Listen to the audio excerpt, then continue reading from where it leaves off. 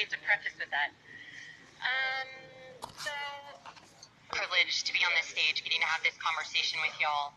The truth is that I've spent the past 3 years in college locker rooms having conversations with young men about the importance of respecting women. I was recently invited to a major university, and as I was being debriefed on the way in, they were telling me what was going on specific to their locker room. I was informed that there was one player who had punched his baby mama, that there were 4 other players that were facing rape allegations with 4 separate women, that there was another 2 players who had filmed and watched one of the rapes of an unconscious girl. And knowing all of this, one of the head coaches came in the day after the election and he started the chant, "We can grab women by the pussy because this is America." Well, that is not the America that I know, and the truth is that sexual assault is but a symptom of the problem. The problem is the mindset of how these young men are being programmed to think about, to talk about, and to treat women. Now, before I dive into the whole talk, I feel like I have to preface with a few disclaimers. One, I'm absolutely going to mess up. I just accepted that that's going to happen, and I'm probably going to blank out at some point, so please be gentle with me. On top of it, there are brilliant people who dedicated their entire lives to this conversation, and institutions who have paved the way, so I am but offering my humble 2 cents. Number 2, Protect Her is but a starting place for us. We recognize that men are also sexually assaulted, 1 in 16. We know that the LGBT community is also assaulted, and while those communities absolutely deserve our attention, for the sake of this conversation, I am going to be speaking about her.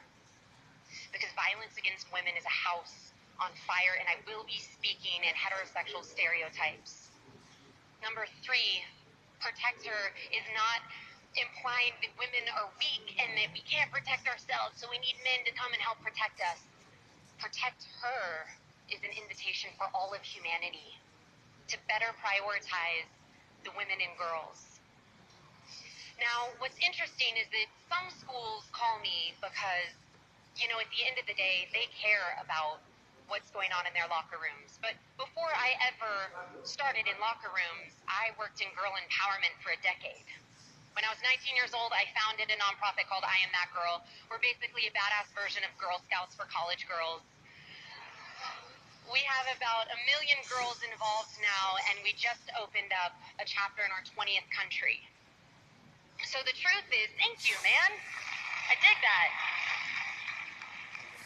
Thank you, man. I dig that. So the truth is that I have a name and a face and a story for every time someone talks about girls in statistic form. And it wasn't until 3 years ago that Yogi Roth and Trent Dilfer called me, and they asked me to come give a talk to the top 18 high school quarterbacks for a TV show called Elite 11. What I didn't realize was that when it aired on ESPN, a week later, Everything with Ray Rice would come out. And suddenly I was that girl in the locker room having tough love conversations with men about the importance of respecting women. Now, it probably helped that I worked at Fox Sports and ESPN, and that I grew up in Texas where football is a religion, that I grew up with 4 older brothers. My father's the very best man that I know. My husband was a professional athlete for 9 years.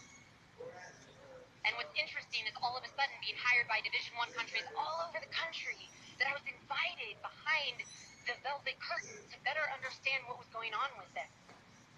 Like I said, there were some schools who were hiring me because they had an incident going on in their locker rooms, and there were other schools who were just legitimately concerned. And I had one head coach call me, and he said he was worried because he had a daughter, and the way in which these young men were talking about women that was so disrespectful.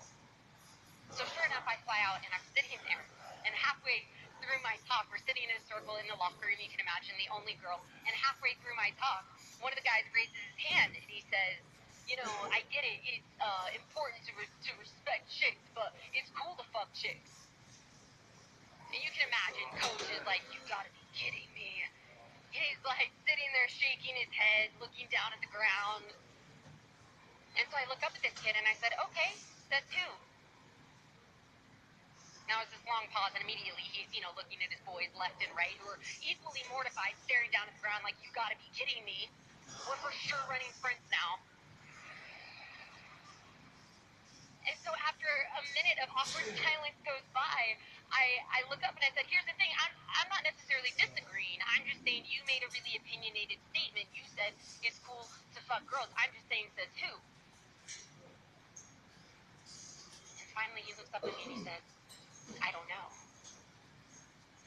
And I said, yeah, that's the problem, you see, is that you're on autopilot. You've been programmed to think that way. You were handed a script that someone gave you with a definition of cool that's not even yours, and you have the audacity to pawn it off as though you're being original. Mother, father, preacher, teacher, I'm not here to tell you how to live your life. I am simply inviting you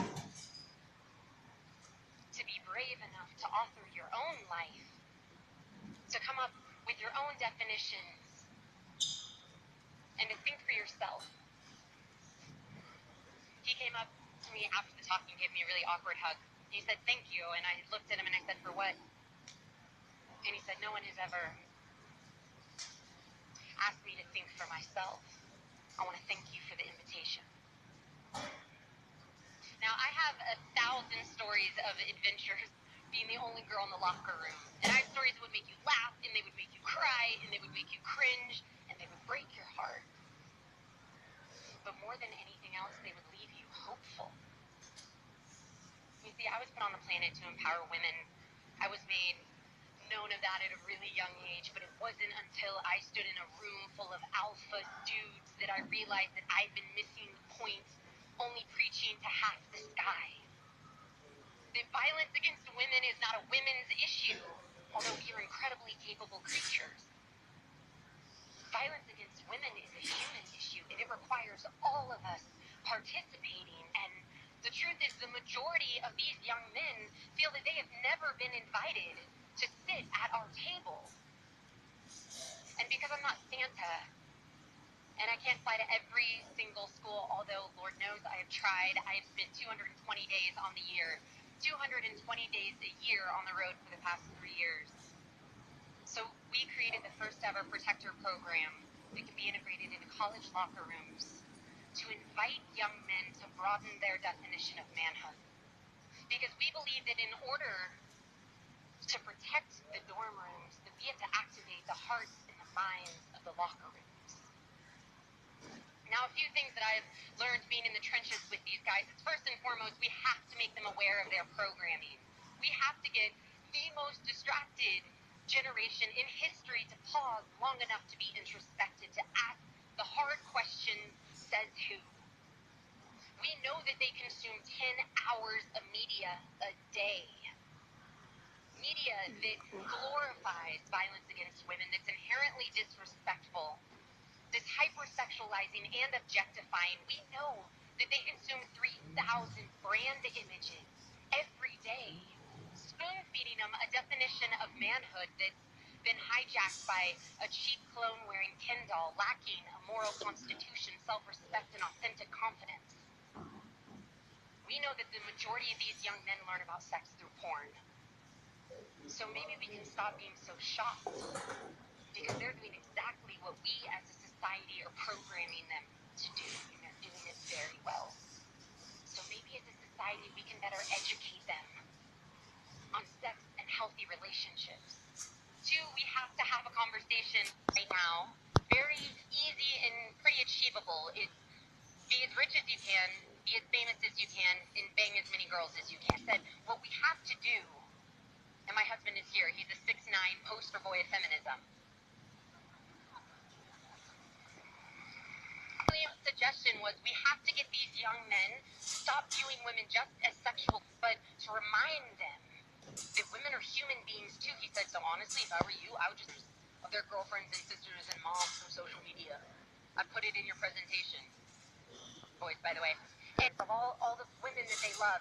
And I put up a slide, and it says 1 in 4 girls will be sexually assaulted on a college campus, and of course their eyes glaze over, and they're like, here we go, we're gonna have this conversation. And then and I'm in my, and when it's Jenny, and now these guys are the sister. You can't give something that you don't have. We have to imbue these young men with more self-respect so that they're able to treat others with more dignity. Enough emotional education in school right now. We're certainly not teaching these young men how to create an authentic confidence. We have to have real talk with these guys. I have yet to come into a locker room where they use words like consent and bystander. Those are words that we use, right? In our shiny, star-studded, come in and raise his hand and be like, yeah, there's this really great opportunity for us bystanders to intervene. Be like, yo, we were in the middle of hooking up, and I'm not gonna lie, like I paused and I was like, I just want to make sure that I officially have your consent. As a few calls to action. Anyone in media crucifying coaches in universities, win endemic levels, this is happening everywhere. Instead, just celebrate the universities who are doing it right so we can inspire others to follow suit. For coaches and educators, please invest in programs like these that are preventative medicine. We cannot continue to triage these symptoms, putting band-aids on bullet wounds. Out there, you hold all the power in your wallet. Demand that in order for you to pay tuition, the schools have to invest in the safety of both your daughters and your sons. For students out there, ask your administration to invest in these kind of programs. And for student athletes out there, say that you're not going to sign with any university that isn't making prevention a priority. You have to have a driver's license to drive a car. Why would you not have to take a mandatory sexual assault prevention program in order to attend a college or play sports?